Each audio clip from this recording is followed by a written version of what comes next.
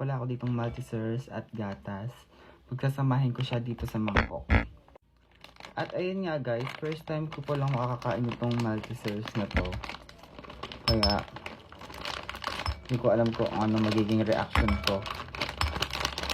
Reaction. Sabi nila masarap daw to kaya titikman ko muna nang walang gatas.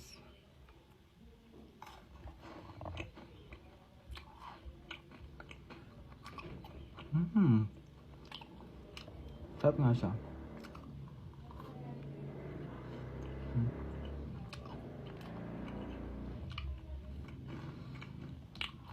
At itatry ko naman siyang mayroong gatas. Piling ko mas masarap to pag may gatas. Ay po.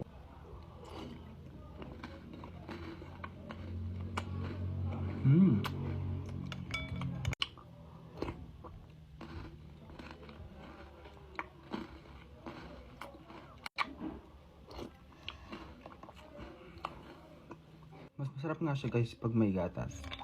Napaka-perfect.